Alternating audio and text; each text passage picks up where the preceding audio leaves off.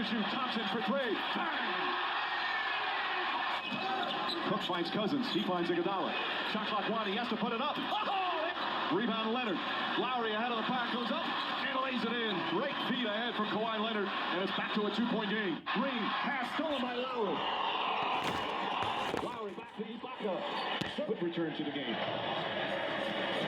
Cook gets into the paint. Layup is good. Shot clock at 5. Van Vliet using a screen. Three-pointer. Oh, Van Vliet. And they're not coming out of this box at one. Livingston on a pull-up. Got it to go. Livingston's second field goal. Lowry sees the double team. Gasol fakes out to Van Vliet. Hewitt kept dribbling without a layup. Van Vliet. Bang! Livingston one-handed. Oh, it gets the bounce. Oh, if that was the case, that may have been above the cylinder. Lowry stolen by Looney. Leonard in pursuit. And Livingston throws it down. Gasol to Lowry. Fake strides. Pass inside to Siakam. Beautiful feed from Lowry, his 9th assist. They have no business in this game. Sure, they have the excuse to quit, but they refuse. Curry gets inside, flips up a two-pointer. Looney is really struggling to rebound the ball in traffic. Iguodala jump shot. That's good. He's got 22. And they subbed Ibaka in for him. Van Vliet gets a wide open look. Puts it in. Fred Van Vliet to shoot. Van Vliet pulls back. Puts it up. In and out. Ibaka the rebound. Back up and in. 5-point lead. 4 to shoot. Lowry between the legs. Strides inside. Falling away. Puts it up. Bounces and drops through. Another bounce for the Toronto Raptors. Cousins fakes. Spins. Kicks it out. Iguodala. Draymond Green's going to try again. This time, he delivers. Still plenty of time on the shot clock. Cousins on the drive across the lane. Layup is good. 1-point game. No fouls to give. Siakam drives, gets past Green, throws it up and in. Pascal Siakam makes it a 3-point game. Here comes the double team. Leonard still in the backcourt. Throws it ahead to Green. Green surrounded by Draymond Green. And throws it away. Throws it away. Warren.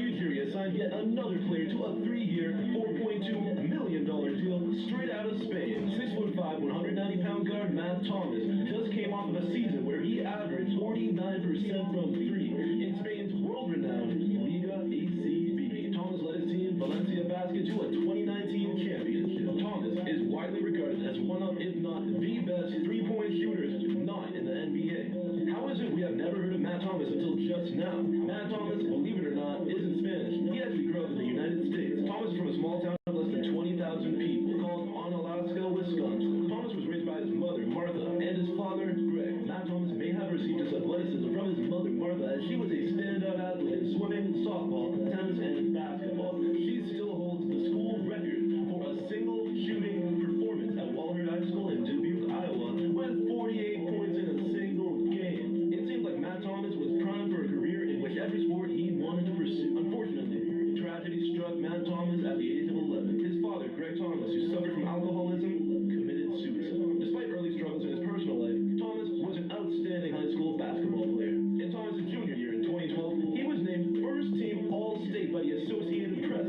Thomas led his team to Division II state championship. Onalaska High School ended the year with a 27-1 record, and Matt Thomas scored 30 points in the state championship game, absolutely obliterating Kakuna out of the water. In Thomas' senior year, he averaged a Burger King whopping 28 points and 10 rebounds a game. Thomas also scored a career high 50 points in only 2.5 quarters. Matt Thomas was a consensus top 100 pick and was ranked 51st out of all high school recruits. Thomas chose to attend Iowa State after declining offers from Virginia, Minnesota, Boston College, and Marquette. In Thomas' freshman year, he was one of only 20 ISU freshmen to ever start in their first ever basketball game played. Unfortunately, Thomas' sophomore season was cut short due to a suspension stemming from a DUI, which led to him missing the first 3 games of the next season. Drinking and driving, not a smart thing to do. Thomas was prolific from 3 in college and averaged 40% all throughout. However, he only averaged 8.5 points a game in college. Due to this, Thomas went undrafted in the 2017 NBA draft and took his talents to Europe, where he has been torching defenders for the past 2 years, shooting 49% from 3. Matt Thomas shot a blistering 99% from the field on catch and shoot jump shots when he was unguarded. When you look up sharpshooter in the dictionary, you will see Matt Thomas's face. Matt Thomas is such a great shooter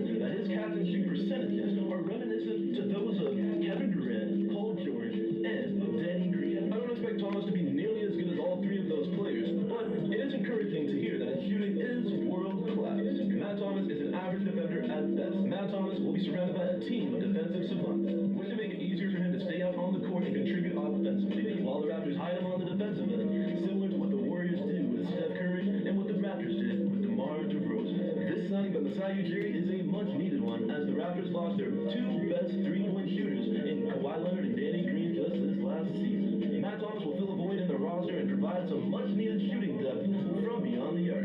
It is reported that the SIU jury had his eye on Matt Thomas for quite some time now. Apparently, back in 2017, Matt Thomas worked out for the Raptors and broke multiple shooting records during the pre-draft workout. The side was so impressed that he offered Thomas a spot on the Raptors' Las Vegas Summer League roster. Unfortunately, Thomas declined the offer and instead joined the Lakers Summer League team. Matt Thomas proceeded to lead the Lakers to a Summer League championship that year. Matt Thomas scored 23 points and shot 5 of 5 from 3 in the championship game for the Lakers Summer League team. Unfortunately, no one noticed his excellent play, which led to Thomas playing in Europe. Now, Matt Thomas has a chance to prove all of his doubters wrong. Matt Thomas is only 24 years old, and he has time to develop his game all around to become a truly great basketball player. I'm excited in the signing, and I believe Masai found yet another diamond in the rough. Enough of what I think. What do you think of the Raptors' new signing? Will Matt Thomas make the most of his opportunity with the Raptors? Will Matt Thomas be as great a shooter on the Raptors as he was overseas? And finally, what are your expectations for this upcoming season? Let me know in the comment section down below. That's it for today's video. Take it easy. Like, subscribe, hit that bell icon to be notified when I provide new NBA content.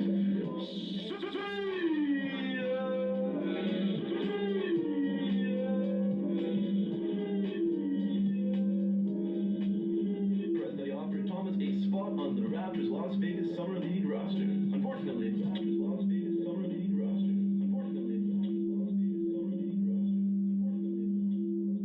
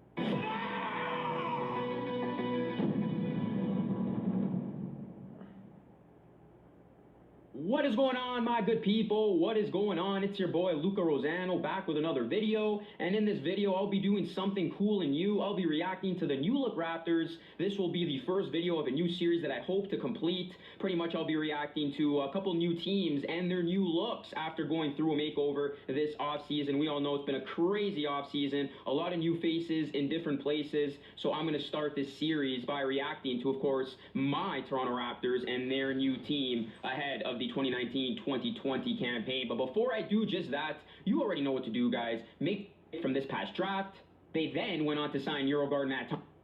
A lot of great content coming this summer for all of you die-hard basketball fans. So, guys, we're going to begin by looking at the Raptors offseason to date. The Raptors drafted Juan Hernandez with the 59th overall pick from this past draft.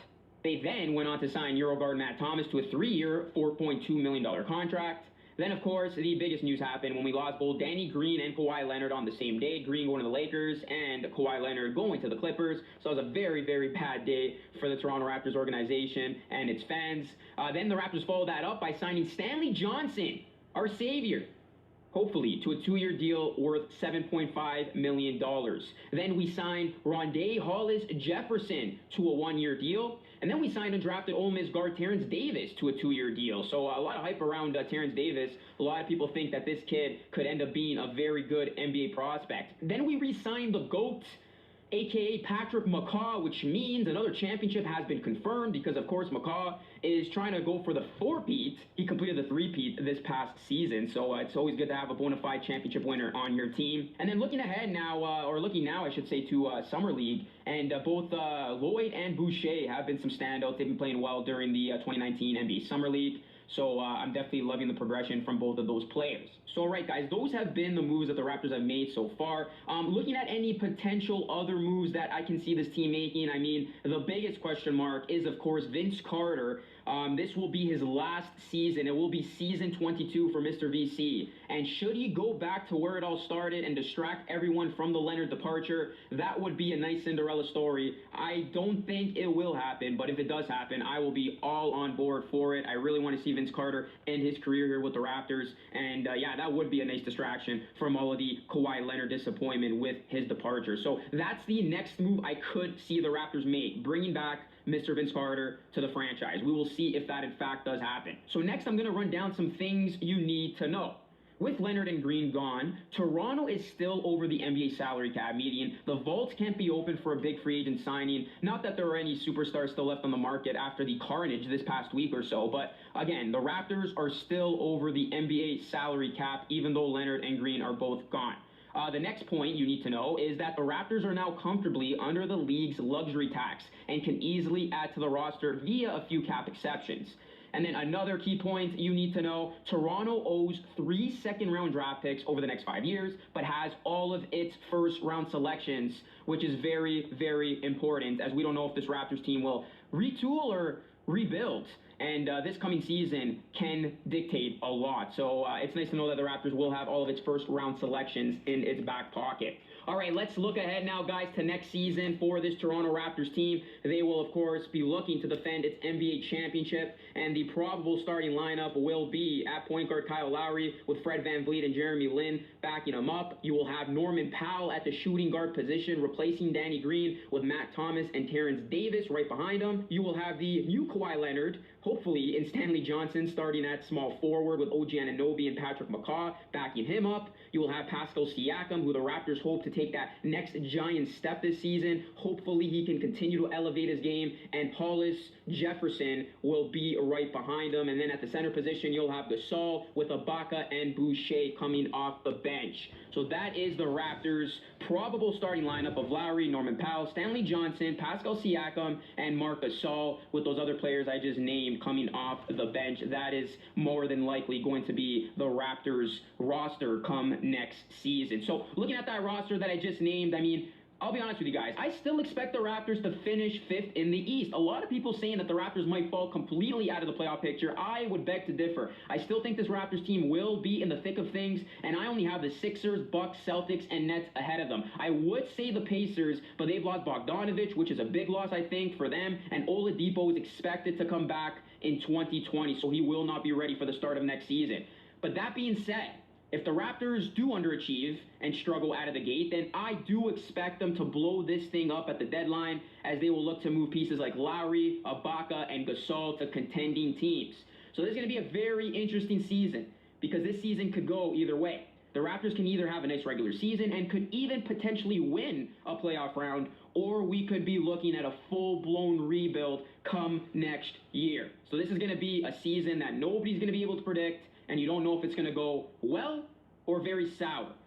But looking at the team right now, I mean, is this going to win a championship again? No. Is this going to be a team that can make it to a conference finals? No. But is this a team that can finish with the 5th seed or even 4th seed, get home court in the first round, and can even win a playoff series? I do believe they got enough talent, and the chemistry from last season will definitely help them transitioning into this season and living life without Kawhi Leonard. I mean, anytime you lose a player of Kawhi Leonard's stature, it's stating the obvious. It's going to be tough. You lose a lot of value. You lose arguably the best player in the league. You lose an MVP type player. So all these guys are going to have to elevate their game, and everybody needs to just play their game and be the piece to the puzzle in hopes of making this a successful campaign for the Raptors. So if you want to talk ceiling for this team, I just said it. The ceiling for this team is winning a playoff round and being competitive in the second round. And the bottom for this team is pretty much coming out very flat, missing the playoffs, and going through a very big rebuild come the NBA trade deadline, as guys like Lowry, Ibaka, and Gasol would be on the trading block if this Raptors team isn't nowhere in playoff contention at that point. So a lot will happen over the next couple of months, and next season will be very intriguing for the 2018-2019 NBA champions, the Toronto Raptors. So guys, that is my little spiel on all of this, my reaction to the new look Raptors. Let me know what you think of the new look Raptors, or the Kawhi-less Raptors, however you want to phrase it. Let me know your thoughts down below. And always, if you haven't already, please hit that like button, subscribe to the channel if you are new, and make sure you turn on post notifications, join Noti Gang, because it's the cool thing to do, and you will never miss another one of my uploads. Like I said, I will be doing this type of video for some of the other teams that went through some major change this offseason. The next team I'll be reacting to is the new look Clippers. They got their big haul in Kawhi Leonard, so you definitely don't want to miss that upcoming upload from yours truly, Luca Rosano. As always, guys, thank you so much for watching. Stay cool. Peace out. I'm out, and I'll catch you all again in my next video.